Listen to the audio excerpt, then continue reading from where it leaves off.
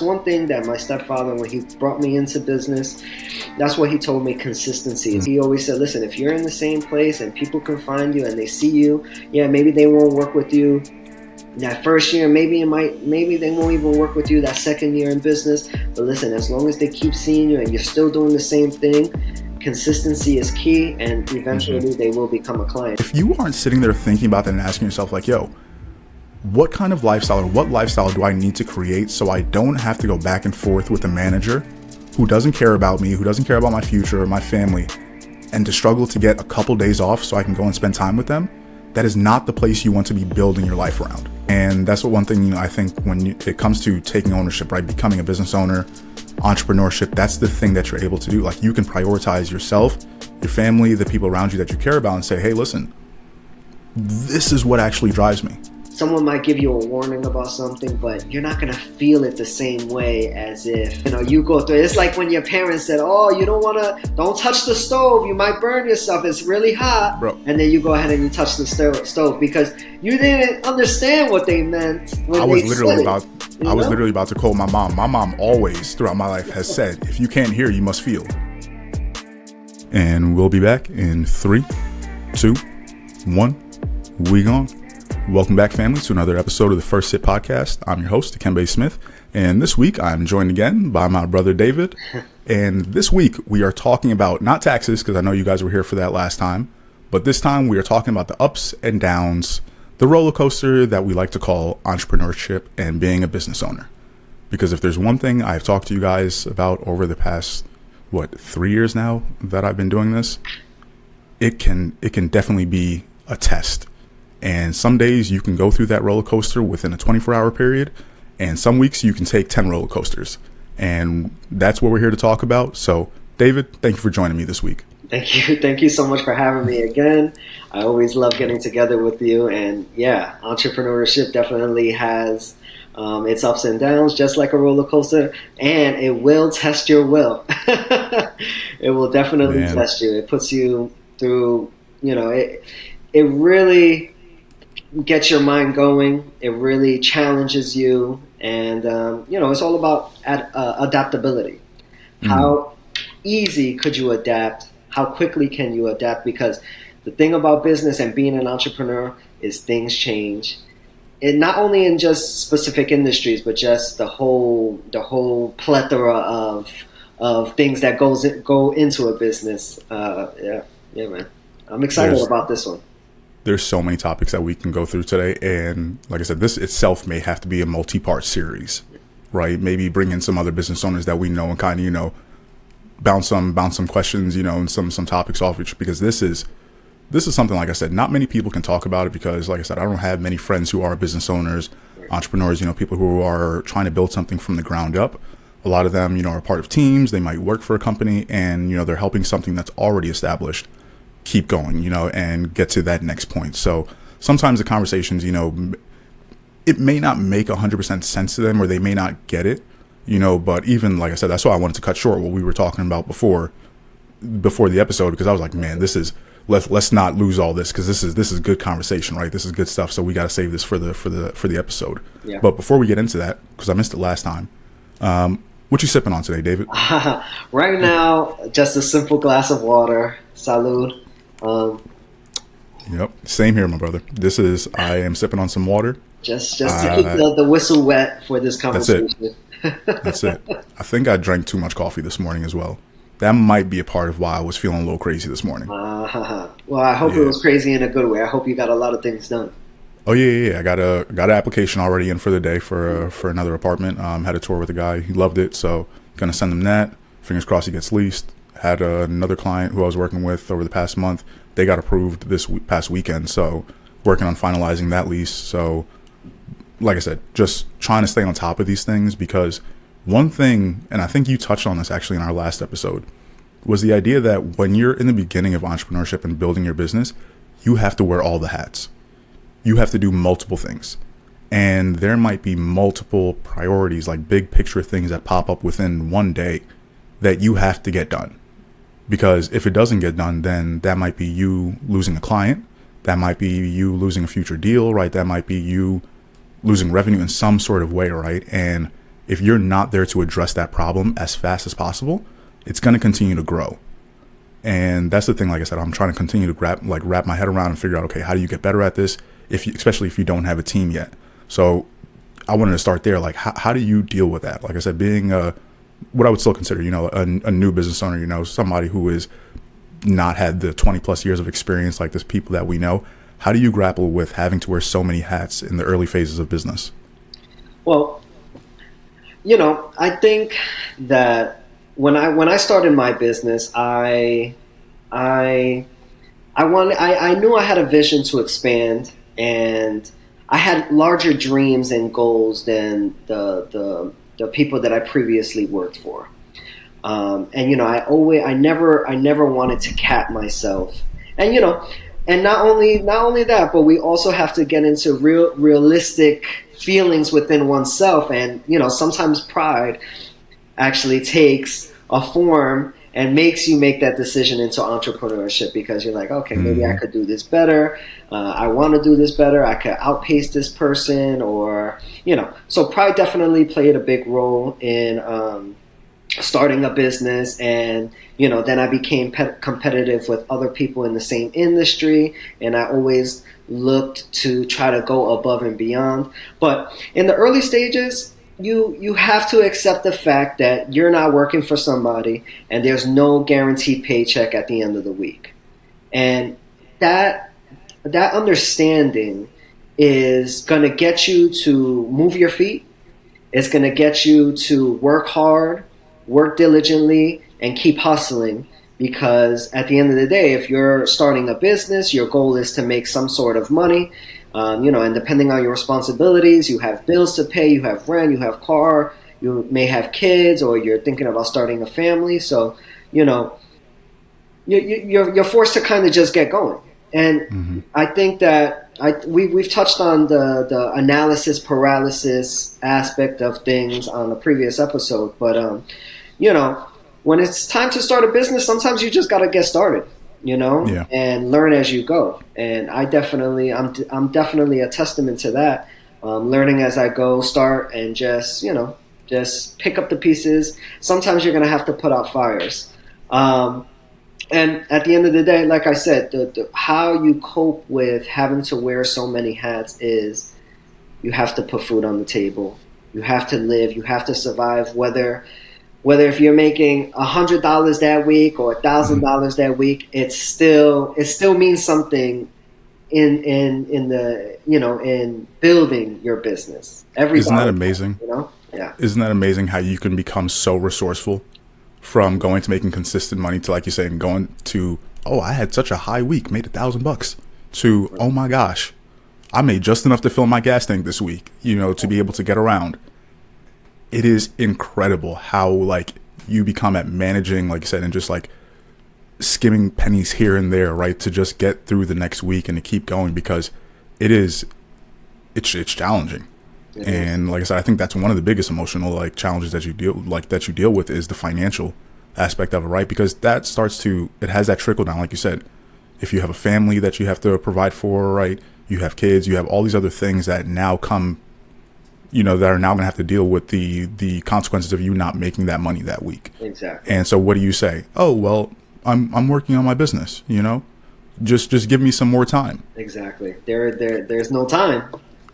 Bro, right. It's just maybe, God willing, you have people around you who are that supportive and who really do get the vision and who are willing to, grind with you. Mm-hmm.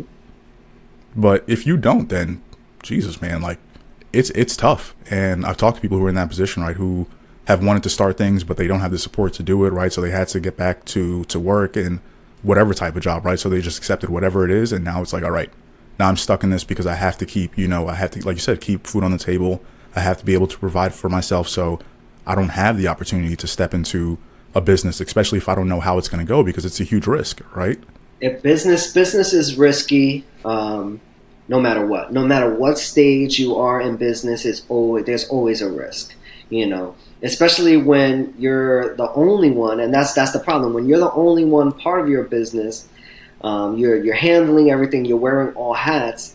that's when your business is at the risk the most, because if something happens to you, let's say something as simple as a bad flu or an injury, you know, if you're down and out, your business is not running. So it's more at risk than bringing people on and you know, trying to delegate certain jobs to different people. And you know, again, pride does play a big factor, because you know, I wish I was talking to my younger self and giving myself these insights, you know, as a 31-year-old to compare to like a 20-year-old, and I'm giving myself these insights because I would have told myself, listen, pride, got to put pride away. Pride is it's not helpful in every situation, and if you're looking to grow and bring on people and work with the best, you have to accept that you're not the best in every aspect. Because if you want to be the best in every aspect, you're gonna waste your time trying to learn everything to do it better than everybody else, just so you can keep some sort of pride instead of asking for help and doing it. And you touched on, you know, resources. Listen, the resources out there today have not been seen ever in the past. You know, there's so many different resources.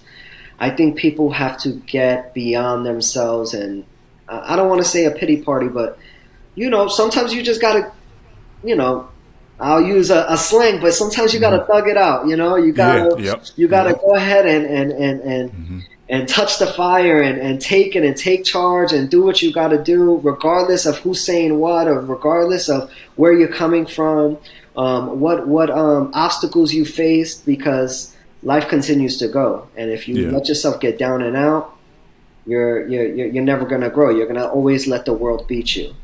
And there's plenty of resources. And for business people that want to start businesses, and they're working a W-2 job, start it slow.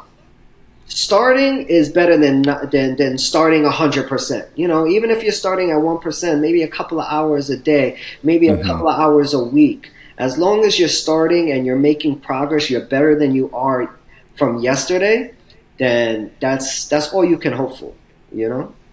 Yeah, that's such good advice too, because I think it goes hand in hand with what you said before about learning as you go.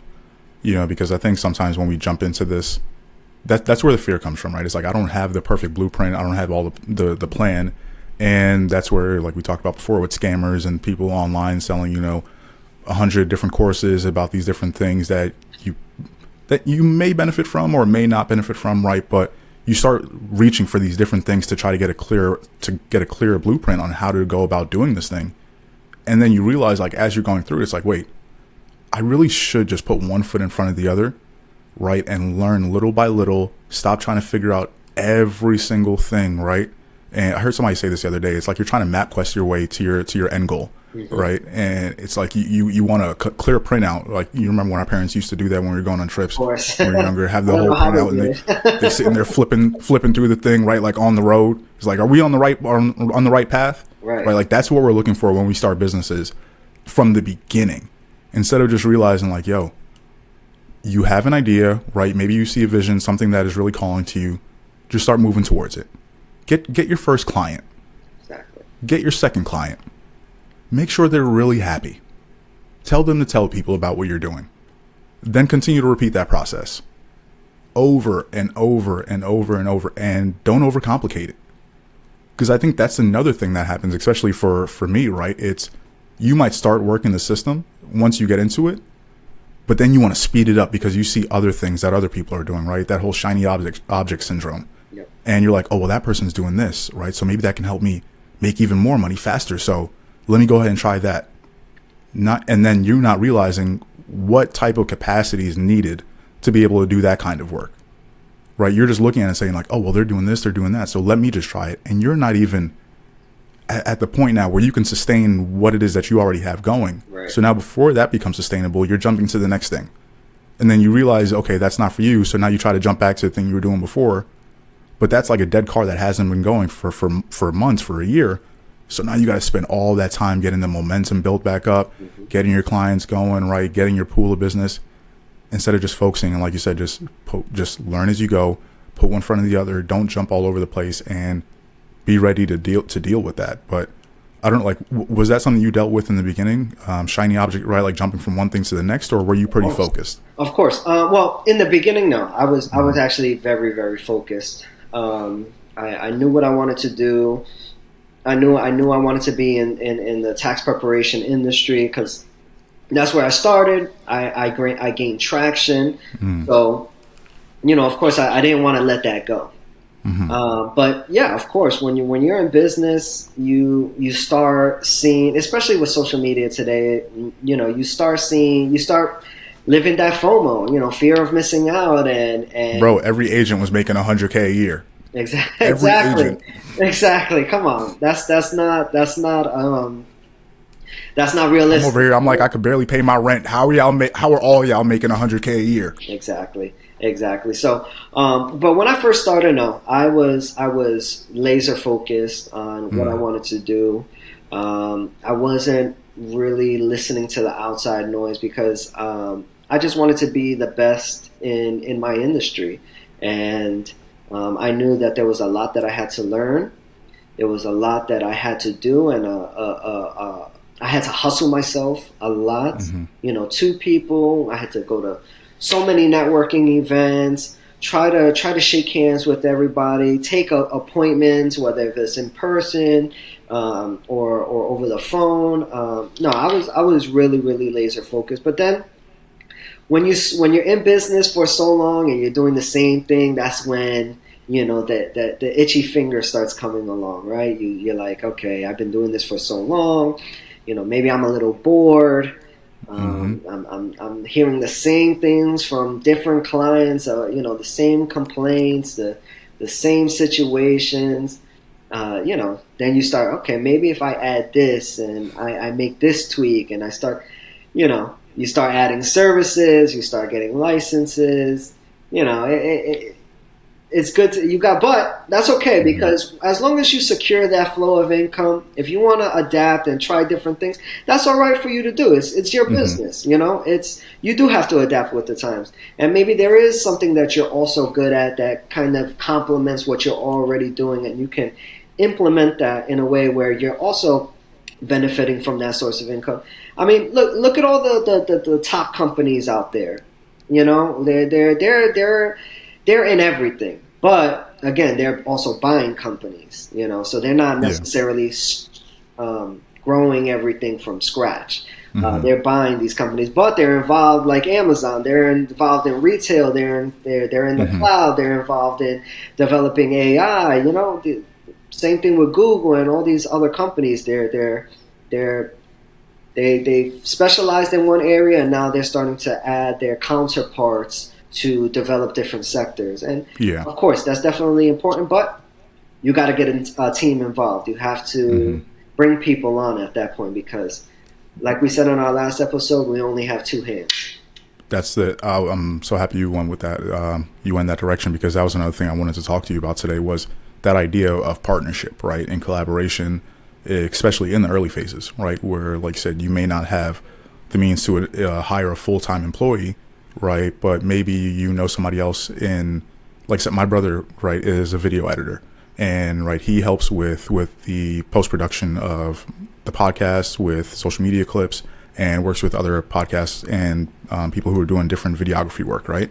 So with that, he partners with a lot of these people for ongoing projects, but they're not hiring him full-time, right? It might say, hey, listen, we'll put together this contract for the next 2 months, 3 months, and we'll go ahead about and work it that way. And that way they're still building together and able to keep their costs manageable because of that partnership.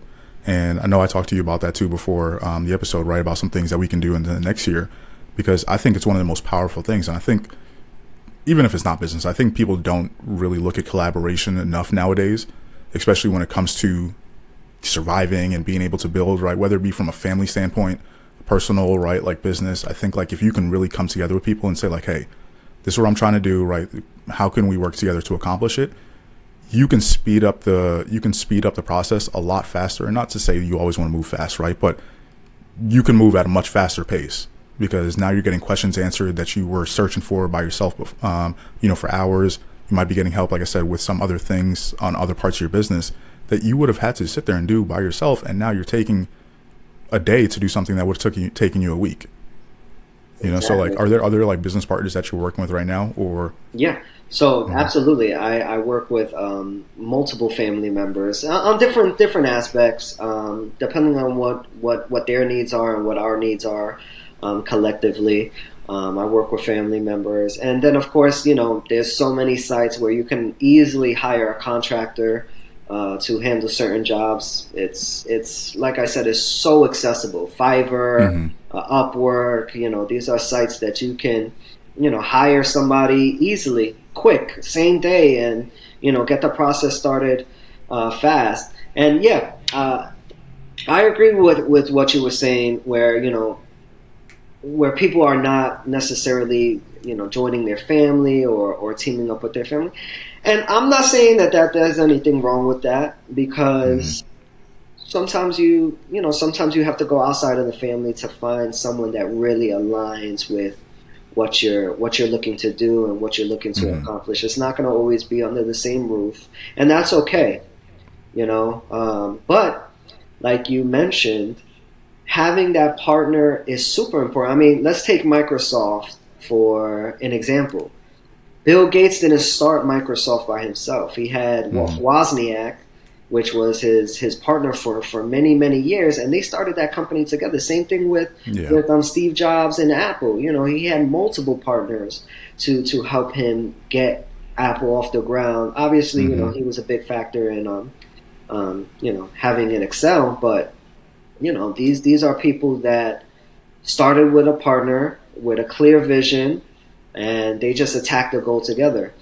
Um, and yeah, you want to partner with somebody that complements you, but also has a different vision, Mhm. not vision, but like a different sight of how things can be done, or maybe they specialize in something different than you.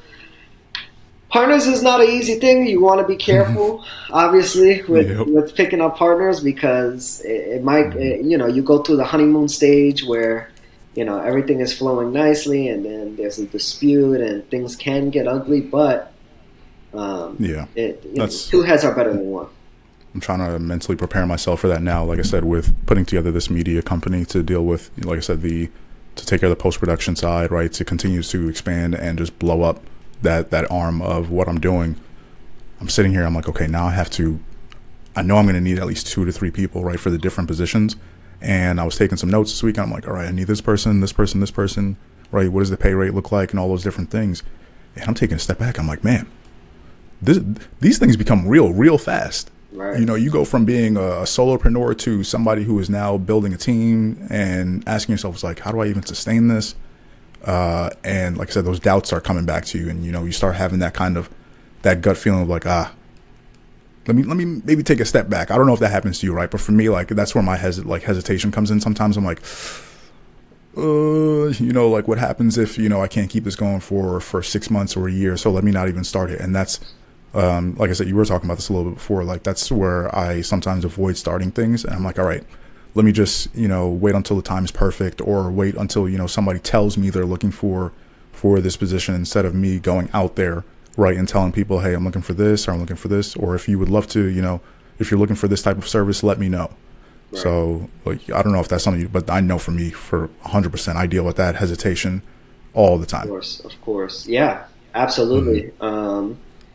And I'm very thankful for, like I said, sites like Fiverr and Upwork, because they've made accessing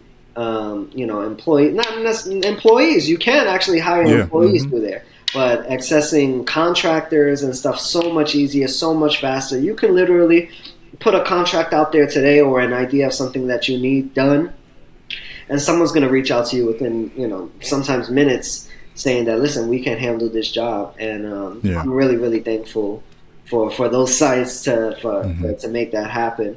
And unfortunately, it seems as though outsourcing and overseas for certain jobs is just way better pricing Yeah. for the same criteria of work. Mm-hmm. overseas, it's a big thing. That's I know a hmm lot of companies, especially in the accounting space, they're outsourcing a lot in India. They're outsourcing a yeah. lot in the Philippines. So Used to see that in the banking world when I was still there like 7 years ago. I can only imagine how it is now. exactly, a Yeah. lot of call centers are out there Yeah. in hmm India. I know a lot of companies that their call centers are in India, and then they just get directed hmm to you know the U.S. to whoever it needs to go to. But Yeah. yeah, That finding a outsourcing is business, something. finding a business, finding a business partner is you wanna make sure that you speak to the person and your thoughts align. I was in a recent situation where I had to take a step back. I was gonna move forward with something, and then I sat back and I said, maybe this is not the right move, and it was for multiple different reasons, and it's Mm, okay. Sometimes you got to make that call. I rather call it quits before things get started, and then once that's started, it's so much harder to get out of it. yeah. It's a headache. So That's one of those things you listen, say you learn as you go, right? It's like, exactly, being an yeah. entrepreneur is not easy. A business owner is not easy. It's you got to consider a lot of things, but it's hmm so rewarding and it is beautiful. And I don't Bro, want I that's what I don't was gonna want ask. Yeah. to I don't want what I'm saying to be pessimistic in any way, because hmm entrepreneurship is amazing. I would I would not change it for the world. Trust me. And hmm there's been times where you're down and out. You're like, no, you know what? Maybe I should go apply. Maybe I should try to get Yep. a Let me check. let me see what A positions are out there regular. right now. Exactly. Let Yep. me go on Indeed and throw my resume out there, and then I'm like, Yep. nah, man, why do this when Yep. I'm gonna give somebody a piece of my life? Why not just give it to myself and my business on and One hundred taking percent. taking the way to make it better? And there's been times where I'm like, um, maybe I should take this class, or maybe I should, hmm and I'm like, what? No, why try to learn this new skill when I could put this money into advertising. I put this money into advertising and get my business, and your business Bro, does become your baby. It that's becomes really your what I baby, keep telling man. my. Do you know how many times over the past 2 years? Well, not really last 6 months. Business has been good, but over the last like 2 years before that, I've been sitting there. I'm like, man, let me see what Indeed's looking like. Let me see what those bank jobs are looking like, because I can go Right? back and get a nice position. I got some Exactly. good experience. You know what I mean? Exactly. I Like have good probably one. experience. They'll love me. I know I how could to probably be speak to people. like Trust I me. could step in and be a branch manager like within a Right. couple months. I'm like, Right. I could do this. But Exactly. like you said, at the end of the day, then I'm looking at my numbers and saying, okay, Dekimbe, instead of doing that and panicking, what's going on wrong with your business right now, hmm right? hmm Do you need to, like I said, advertise more? Do you need to post some more on social media? Because do you need to post some more on Zillow, Redfin, wherever it is that you're getting your traffic from? For every business owner, it's going to be different, right? But for me specifically, like social media is a huge one. I get at least 2 to 3 messages now from people who are reaching out either through TikTok, Instagram, and saying, "Hey, listen, I saw your videos, I saw one of your clips. I'm looking for X, Y, and Z, blah blah blah blah." But it took me 2 years to get to that point, right? Which is like I'm saying, 2 years ago, I was sitting there saying, I'm like, look at me posting these damn videos. I'm not getting a single message, right? And not only am I not getting any messages, people, at the brokers are also probably thinking, I'm like, yo, what is this kid doing? Is he ever going to, like just start making cold calls and doing those things like you see other people doing? But then I double down on it, right? I continue to put more fuel behind it. I'm like, all right, let me just keep focused on this stuff because I'm seeing something from it, right? I'm seeing at least some sort of engagement. I'm seeing people responding. So hopefully, once I get enough proof of concept, right, that social proof, you'll be able to start having people trust you and reach out. And bro, this year it's like somebody like flipped a switch on my social media, and Beautiful. it's just been just left and right. So that's why I was thinking, like I said, past month, I'm like, okay, now I really want to continue to go even further with this. I don't want to change things up. I just want to do more of what I'm continuing to do right now, and just see how I can make this an even better, well-oiled machine. And then once the time comes, maybe 6 months, a year from now, bring on somebody else, to really help out with the administrative side, like the showings, and maybe helping to go out and help some of my other clients and things like that, because that's where the back and forth and the running around in my business really gets crazy. you know, and you got to go from sitting at a computer to now, okay, now I got to go meet this person and meet this other person, you know, from this house to this house. It becomes overwhelming. And I realize that's an easy way to burn out in this business too. So, you know, like a part of that learning for me too is, how do I avoid burning out? Because people will tell you to follow a system or follow this thing to make money, but they won't tell you that, hey, you're also going to be pulling out your hair, going crazy because of how much you're going to be like, how much is required of you to keep this type of thing going, right? So have you had to sit back and ask yourself, okay, and I know you've actually already done this, right? Like, but you know, when did that point come for you where you've mapped out and said, this is the type of business I want, right? Like, this is the level of stress that I want to deal with now, the level of stress I'm willing to deal with in the future. Because I think for me, when I came to that realization, I was like, oh, wait, you have time, bro. Why are you trying to rush everything in the first 5 years? Right. And man, you touched on so many great. Wow, I have so many rebuttals for a lot of things that you were saying. I mean, wow. First, let's talk about your social media. I mean, the switch that flipped was you know, consistency, and that's one thing that my stepfather, when he brought me into business, that's what he told me: consistency is key. If you know. You know, because in the tax industry, you will see preparers or tax people for 1 year and then they'll disappear. You know what I'm saying? But no, he always said, listen, if you're in the same place and people can find you and they see you, yeah, maybe they won't work with you that first year. Maybe they won't even work with you that second year in business. But listen, as long as they keep seeing you and you're still doing the same thing, consistency is key, and eventually they will become a client. And that's honestly something that happened to me. I'm a testament to that for sure, because I started doing taxes with my stepfather when I was 18, so I was a baby face, you know. I still had zits and acne all over the place. People probably like, bro, I'm not trusting you with my taxes. You know, I'll sit down with you and we'll talk, and then, you know, before we submit anything, let somebody else take a look at it. And I was like, okay, that's fine with me, you know. So yeah, consistency, and that's how my clientele has grown, you know, and it's grown and through multiple states. You know, I've extended it, you know, New York, New Jersey. I'm pretty heavy. I'm a decent size in Pennsylvania right now, you know, and a lot of them were people that I went to high school with and college, and you know, they will refer their family members, which is really awesome. But you know, in the first few years, they're like, you know, let's see where he goes from here. You know, you sending out those messages. Hey guys, just want to let you know I'm doing this now, right? Okay. Let's see if he's still doing it next year. But the fact that I was, you know, that gives people that comfortability that they want to work with you, because they're like, okay, well, this guy, he has to be doing something right if he's still here. Because, like I said, with when it comes to tax professionals, I've seen people 1 year, one tax season, that's it. They're done. You never see or hear from them again. Or like you say, some people who just do it for the season just because they know they can, right? Or because they can get in with somebody's business and now they're offering that service. And then you see them back to their job and it's like, wait, did I just trust this person with my taxes? And now I see them, you know, going back to their day job. Exactly. You know, a couple months later, like what's going on here? Do you really do taxes, or were you just, you know, doing the TurboTax play? Exactly, and that's scary. You got to be careful with that play. The tax play.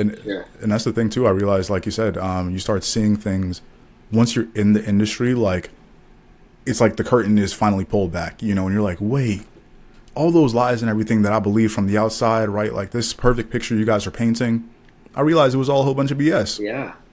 Right. Like there's so many pictures being painted out there. I'm telling you, social media is a gift and a curse, man. It really is, because everything is so painted on like it's fabulous. Everything is fabulous. Everyone's living this great, lavish life, and you're the only one that's not. You know, that's how it seems on social. Like you're the only one not understanding or not getting a piece of the pie. And there's just so many lies out there. So much BS. You know, you just got to weed through it, and you have to become realistic. Like, okay, if you're in the industry and you see people that things seem a little too good to be true, and you're in the industry and you have experience, then most likely you're going to say to yourself, that is too good to be true. It's not true. It can't Yeah. be. It can't be like that. And I will say, sometimes you might have to you might have to experience that. Yeah, You might have to go through the of course. experience of realizing, damn, this was too good to be true. That's the thing about business. The Mm-hmm. only way to learn is to go through it. Mm-hmm. Because someone might give you a warning about something, but you're not gonna feel it the same way as if, um, Yep. you go through it. It's like when your parents said, "Oh, don't touch the stove. You might burn yourself. It's really hot." Bro, And then you go ahead and you touch the stove because you didn't understand what they meant I when they was said literally it. about I was literally about to quote my mom. My mom always throughout my life has said, if you can't hear, you must feel. Yeah, Right. That's like a thing. I don't know if they say that right great. That's where your great. people are from, bro. But like in Guyana, it is a thing that if you can't hear, listen, I'm gonna try to warn you once, twice, three times. You don't want to listen to me? All right, go ahead. Go ahead. That's But fast. don't come back to me and act like I didn't try to tell you, right? Yeah. And that's why I love these conversations too, because like you were saying before, if you could go back and tell your younger self, right, like you 10 years ago, 5 years ago, yo, listen, I know this is trying, I know this is really challenging right now, but this is literally what you're supposed to be feeling. Yep. This is what it feels like to be building something, to be putting your all into it, and many other people aren't going to know what this feels like, right? So just keep going through it because it is rewarding. Exactly. Right, like you were talking about those rewards. Like the other day when we were saying, the trips that you were taking, Mm-hmm. and the trips that I was able to take this year. Right. Do you know what type of headaches I would have had to go through at the bank to be able to take 12 days off Exactly. consecutively? Exactly. Oh, forget about it. They're writing you up, right? Bro, Hey. sir, excuse me. I see that you requested 12 days back to back to back. So that means you're actually going to be gone for that's 3 weeks. So because 5 work. Yeah. What's going on here? Where do you think you work? Right. And I'm like, what do you mean? I have PTO. I can't take my time off. No, Bro, you once can't, you but want it to has talk be about in bundles, right? You want to talk about when pride pushed me out the door? Oh my gosh, bro! I had one too many of those conversations in my early 20s, and I just started plotting from there. Yeah. I was like, I have to figure out a way to never have to ask somebody if I can go and see my family for a weekend. Exactly. Right. Exactly. Like I want that to like settle for people. If you aren't sitting there thinking about that and asking yourself like, yo, what kind of lifestyle or what lifestyle do I need to create so I don't have to go back and forth with a manager who doesn't care about me, who doesn't care about my future or my family, and to struggle to get a couple days off so I can go and spend time with them? That is not the place you want to be building your life around. Right. Right? Plain and simple, because they are going to look at you the next day when something goes wrong. Maybe, you left your computer open and somebody, was able to go on the computer. Something simple, right? I'm just thinking of things that used to happen back at the bank with employees. And you will be gone the next day, right? You will spend 10 years, 15 years, 20 years, however long there. And you will be gone the next day because it is not built around you and the lifestyle. Like they are not prioritizing you. And that's what one thing, I think when it comes to taking ownership, right? Becoming a business owner, entrepreneurship, that's the thing that you're able to do. Like you can prioritize yourself, your family, the people around you that you care about, and say, hey, listen, this is what actually drives me. Like, bro, I don't have any kids, right? I don't have anybody who depends on me, but I get up every day and I'm like, okay, that's what I want to push towards. I want to be able to sit down with David at noon on a Tuesday and just talk Exactly. about whatever we want to talk about, right? And then next week we could talk about business, and then the next week can grab lunch and do whatever, because we can manage our schedules because we are working hard when we need to work hard. Exactly. And we have a clear vision, right, on like what it is that we want. And like I said, I don't know if sometimes I do talk to people and I realize I'm like, man, I don't want to get into that mode that I get into where I try to, get people to just see these, but I'm just like, I need you to realize that you're not trying hard enough. Exactly, man. And I hate to say it, but you can't be lazy. People are like even very, if very that's even at your own job, at being lazy. And listen, if you really want to get out of your job, unless you have a trust fund or you have an ability to go ahead and take a loan out, that's gonna help pay your bills while you're building your business. You can't be lazy. You have to do it. You have to do it while you're working. But bro, that's what I was gonna say. Even when you're on the job, right? Like if you're a lazy employee, somebody's coming to take your spot. Exactly. Even when you're on the job, maybe your mind has to be on. Okay, listen. After this, I'm going to do this and do this and do that. I'm going to call that person. I'm going to get this taken care of. So that way, I'm 30% better today than I was yesterday in my business, you know? Yep. And it doesn't have to be huge, but 10%. Even if you're 10% further down the line today than what you were yesterday, that's a big thing. And I think that we have to enjoy and take on the small victories and, you know, try to start that way, you know, especially when we're also very, very busy with our daily lives, you know. You know, set a goal. No matter how small, it could be just to make five phone calls. You know, if you can make five phone calls, and that is your goal for the day, then and you accomplish that, then enjoy that victory because you know that is a step in the right direction. You don't have to be, you know, $0 to Fortune 500 company all in one day. And I think that's something that I had to tell myself as well. You know. Like understanding that when you're in an industry and you want to remain in that industry for some time and for the foreseeable future, you have to tell yourself and remind yourself, like, listen, you know, I'm still young. You know, as long as I stay on the right track and I'm doing this for the next 30 years, 35 years, like I'm going to get where I need to go. You know, of course you want to have goals set for, you know, a year from now, 3 years, 5 years, even 10 years, but you know, you got to see the picture as the long game. Like, I'm going to be doing this until I'm 60, 65, you know? I mean, I'm not doing, you know, and I have to humble myself a bit too, because I'm not doing something like construction or something like that. Like, I'm not breaking my back. I'm not on my hands and knees. I think that goes back to what we were just talking about. About like, you have to understand, like, is this sustainable? Exactly. You have to. You have to. And, you know, for those people that do labor, listen, like our last conversation, you have to continue learning. You have, because, you know, your hands are going to give out, your knees are going to give out, though. That back pain is going to start. The last thing you're going to have is that mental fortitude. You know, and you have to keep learning. And while you're doing those labor jobs, you have to learn that eventually your body is going to give out. Yeah, you might have some savings, some retirement saved up, but in the event that you don't, what are you going to do for work? You can't physically lift things anymore. You can't do those long winters outside. What are you going to do? You got to feed your mind. You know, education is key. And I'm in industries with the life insurance, the investing, the tax advisory, all of that requires me. It's a demand that I have to continue learning and continue feeding my brain. You know, you can't stop that part of your life. Education, reading, listening to podcasts, absorbing the good, smart information from professionals out there is really, really important. Yeah, and that's like I said, for when I was on, you know, like still working at the bank and like on the job every day, like I remember being there, and that was a part of what pushed me and I think made me comfortable about wanting to leave. Bro, I was doing so much research every single day about like, okay, this industry, right? What do you need to do?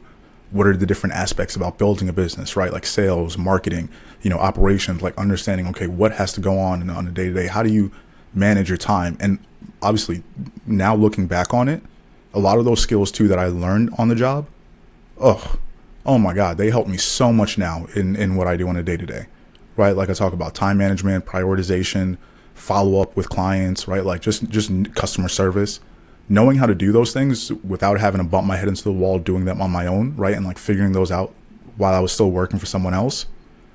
That's the part too where I don't think sometimes people give enough credit to being able to work for somebody and be like, bro, I'm literally getting paid here to learn. You know what I mean? Like that's, if you look at it that way, like, oh, you're paying me to show up every day and to learn how to provide for customers in the best possible way.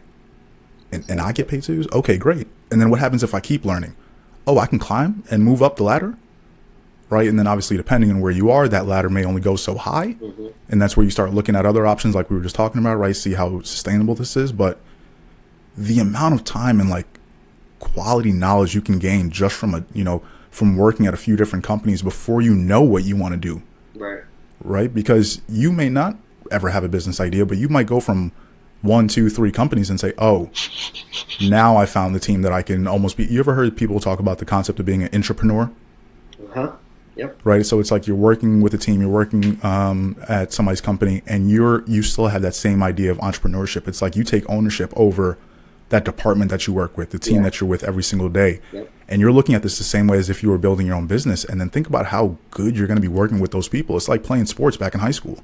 Exactly. You know, like you're going to be excited to show up. You're going to be like, man, whenever I can finally do my own thing, whether it be like replicating what you're doing now at work or, you know, a completely new idea, it becomes so much easier because you gave it your all while you didn't have a tenth of the risk. Exactly. Right. No risk. I mean, you risk losing your job or or the company going out of business. But that makes total sense. And you know, trust me, I've felt that envy before, where I'm like, you know, damn, maybe starting my business at the age that I did or at the time that I did, maybe I could have used some of the on-job experience to kind of check those boxes for like those intro level things. Like you said, time management.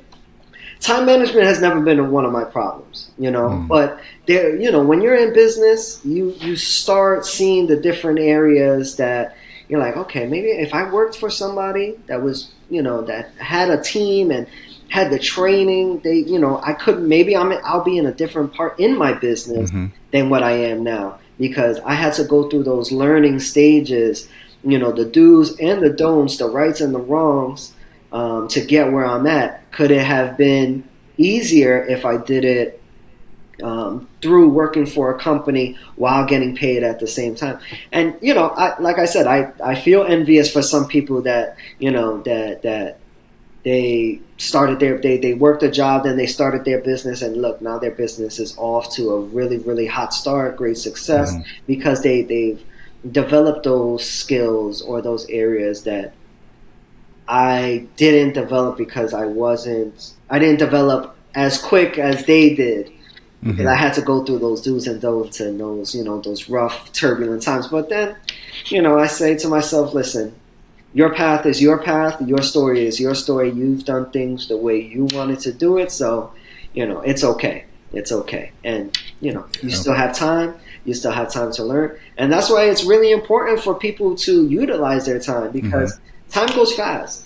And I thank God, and I thank my stepfather especially for getting me into business at the age that he got me into business. Because I've been able to develop. I started young, and you know, I've built something nice, and I'm going to continue building on top of it. Yeah, it's funny you say that about like being envious about people who have the time, because I look back on it and sometimes I look at other agents, you know, especially like I said when I got into it, and I'm like, man, this person has been in here for 10 years, 15 years. Look at their book of business, right? Look at that. Look at their network. I'm starting from square one, right? And they're telling me to, and I'm in my mind, I'm like, oh, well, I should be making the same amount, right? It's like you do this crazy thing. You're looking at other people who have years and years and years of experience. You want their level of success immediately, but you're here, they're here, and you're trying to close that gap. Just going you're just straight to where they're at, and it's like, how does that make sense to you? Right? And you got to talk to yourself. It's like, how does that make sense to you? And you know what I've come to realize is that, you know, you may be envious of somebody else that's higher than you, but that person is envious of somebody that's higher than them. So you're looking at them as the goal, while they're looking at somebody bigger than themselves as the goal. And I've come to realize that in so many different situations. Like, people have told me, oh, they look up to me, that they're proud of me, and this and that, and wow, you're successful and you've done this and it's great. And I'm like, yeah, that's nice. It's been cool. It's good. I don't want to be selfish, and I don't want to be ungrateful for what has come to me, but I'm looking at a bigger goal. You know, I'm looking to be better than when I am now. You know, right now it just still feels like a stepping block. You know, a stepping stone for where I'm going or where I want to go. So I appreciate the great words and the feelings, but you know, I may be an inspiration right now at my level to somebody, but somebody is out there inspiring me to get to another level. So, you'll see that. You'll see that. And I'm sure you experienced that yourself. Like, okay, I'm looking up to this broker over here. He's got a $15 million brokerage, and I want to get up to that point. But he's looking at, listen, I know a broker that's $50 million brokerage, $100 million brokerage, and I'm trying to get to that point. It never ends. It really never ends. There's always some next thing to look at, and that's the thing why I really wanted to bring up before, like I said, about that idea of like, what does your vision look like, right? Like your idea of a sustainable business, because if not, like I said, and trust me, I'm a very ambitious person. I don't think I'm ever going to stop trying to push, for that next thing.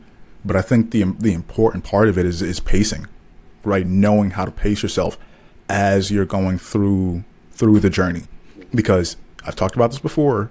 Now that I'm back on my running journey this year, if there's one thing I realize that I suck at, David, it is pacing myself when it comes to running. Because in high school, like I said, when I was doing sports, all I did was just sprint, point A to point B, right? Point A to point B. That's all I had to do in every aspect. Now, for me to go out there and say like, oh, I'm going to go do a 5-mile run, let me take my time. Right. Oh, I got to warm up into the run, and then I can hit a stride, and then maybe I can cool down a little bit, right? And then I can pick it back up once I really... it's so reflective of business. The more I run now this year, I'm like, wow, you suck at pacing. and like you always want to sprint. And and I feel like that's just like a beauty of life, right? Where you're able to kind of draw these connections from things that you would never believe actually, show you truth about yourself. Like you said about pacing when you're running.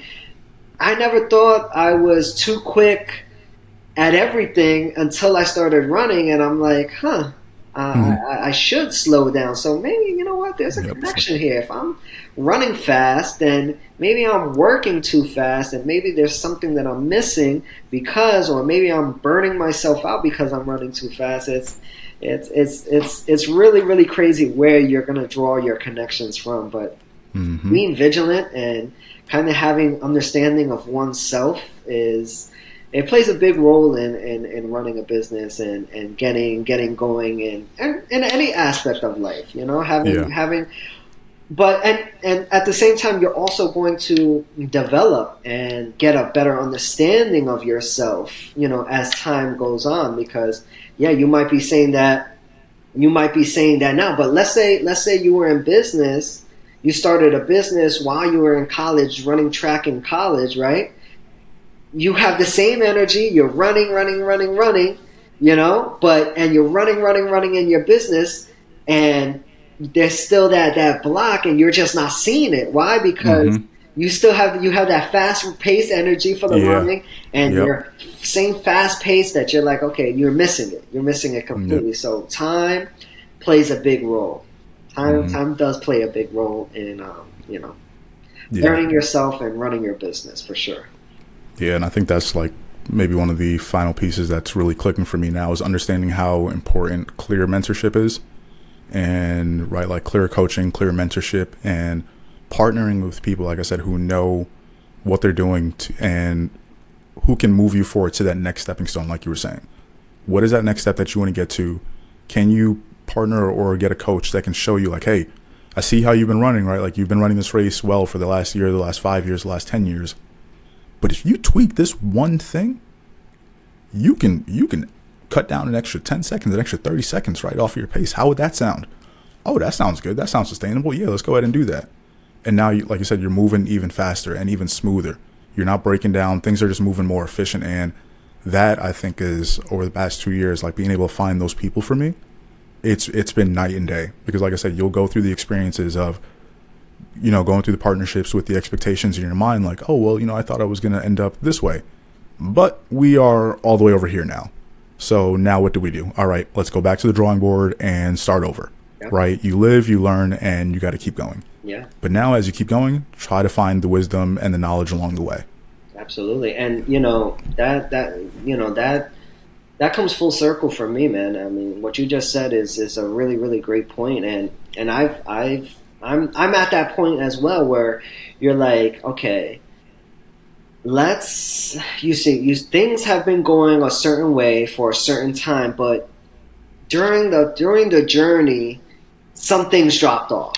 Like Mm-hmm. maybe you dropped off how you even ask for a referral, Mm-hmm. or Mm-hmm. maybe things have dropped off about just being on the street and handing out flyers, or sending that extra piece of mail to attract a client, maybe making that extra phone call. So there's times where you'll reach that point where you're like, okay, things are still okay, but maybe I need to go back to what was working in the beginning and just add that back in. And that's honestly where I'm going to go more in depth this year, is reverting a little bit back to where I started and certain things that I was doing in Mm-hmm. the beginning to attract more clientele and to get more views and to get more people involved.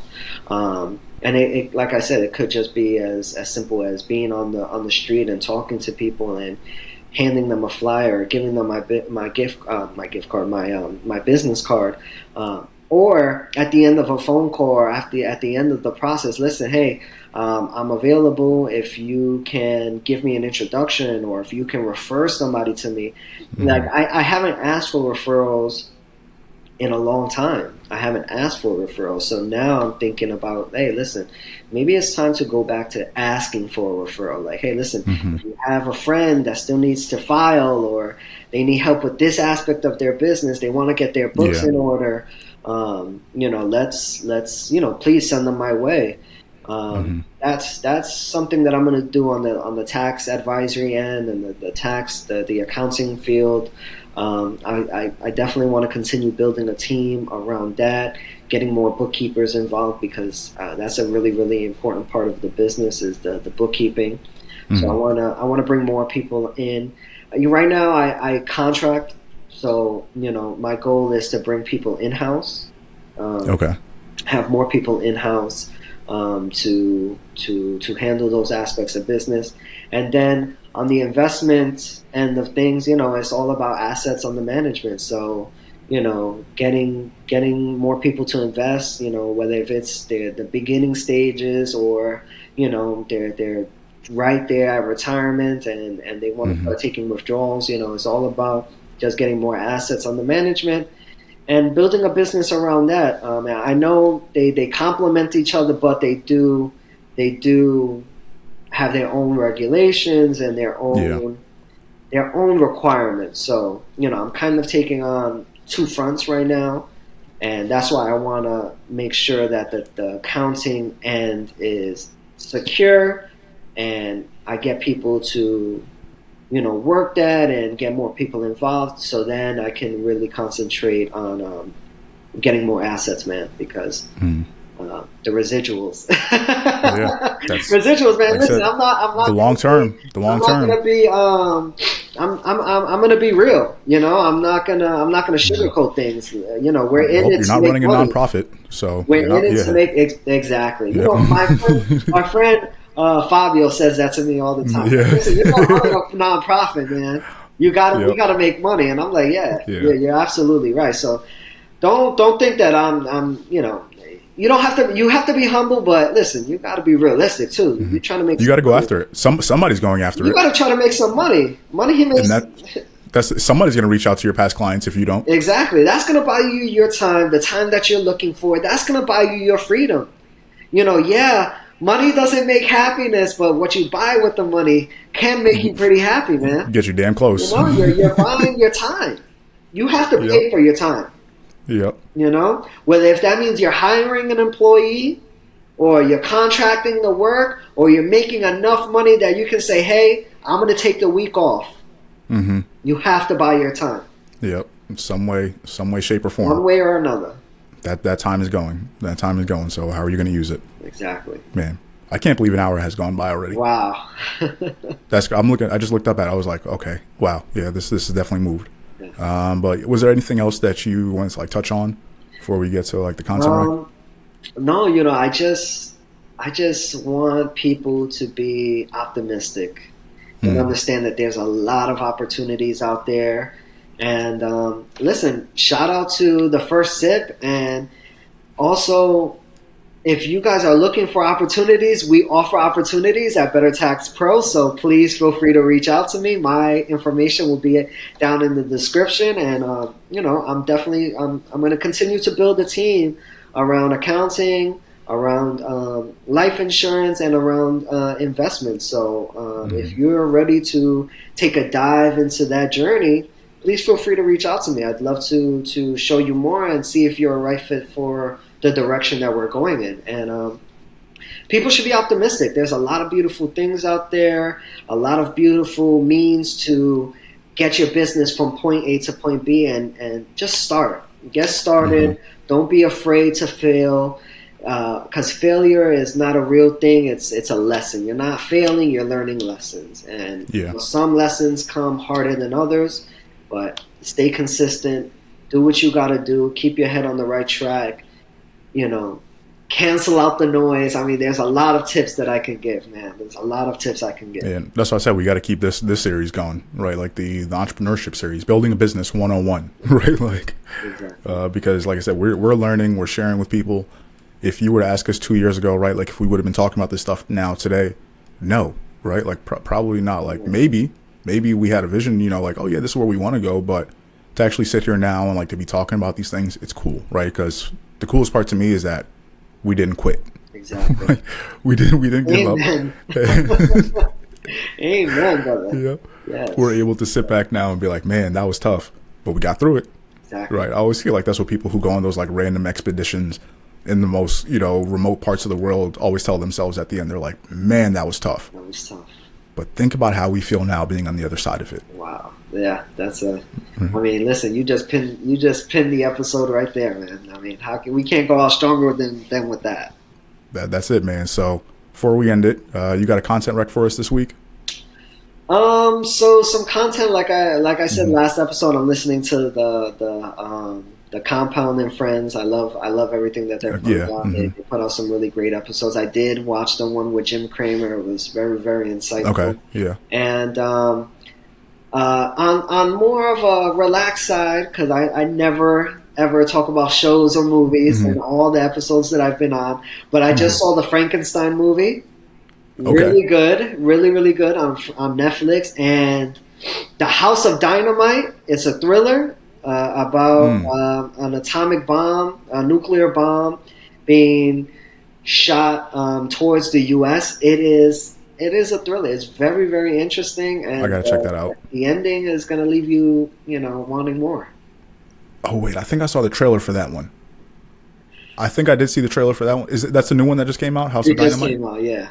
Yeah, I was sitting there looking at the trailer with my brother, and I'm like, "That's my kind of show." Exactly. I got to watch that. Yeah.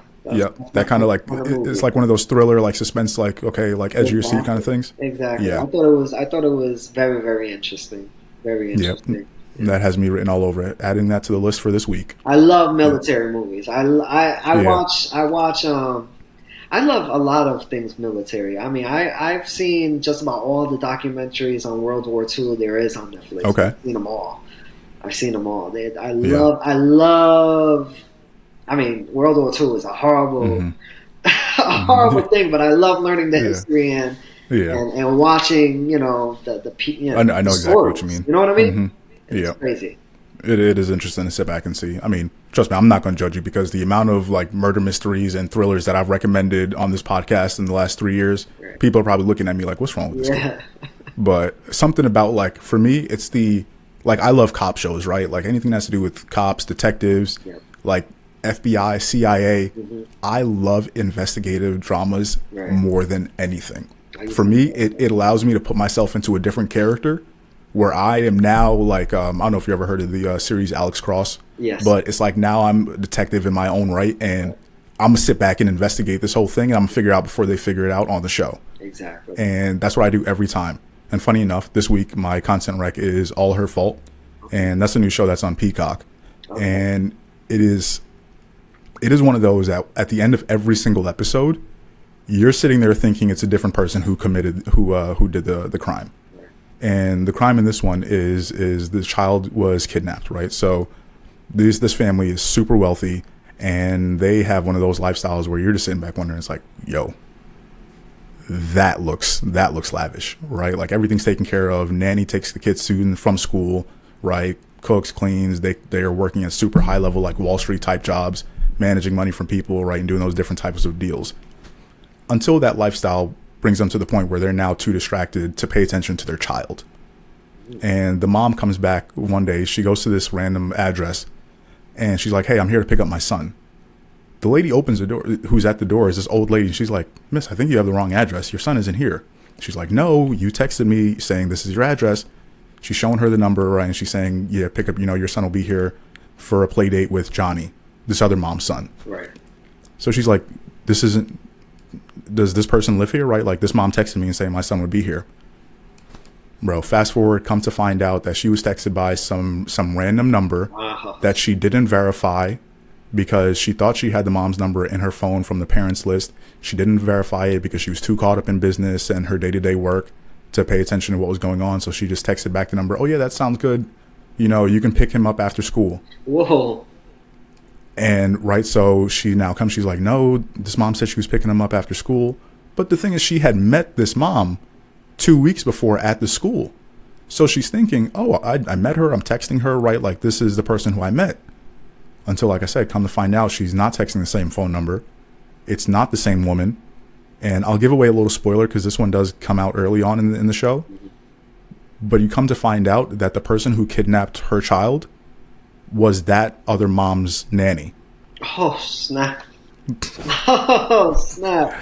Right? So, but bro, that is just the beginning. If you think that's the end, no. People, you got to watch the rest of it, because that is just where it begins. Like I say, they show that to you early on enough in the series where you're like, what else could go wrong? Right. And trust me, a lot happens from there. Well, listeners and viewers, listen, you got to check it out. Dekimbe is leaving us wanting more.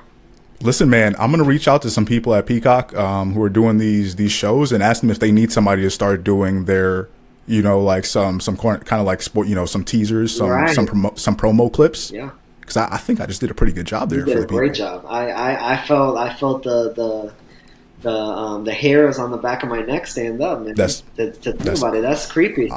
I'm working on it, man. I'm working on it. So, people, I'm going to keep working on that. But more importantly, I'm going to keep working on my business. Amen. David's probably going to do the same. Absolutely. But like I said, we have the closing words. David, I appreciate you for taking this time. Anything else for the people? Hey, listen, it's always a pleasure to talk to you, man, and I really enjoy doing these episodes, and I hope that people are finding them helpful, and they're enjoying listening us to, go back and forth with each other, and I hope that we're giving out really, really good information. I feel like we are, and please share the platform and enjoy. That's it. That's all we got for you this week, people. So won't hold you up any longer. So until next time, stay tuned, stay curious, and as always, enjoy your first sip. Man, another good one.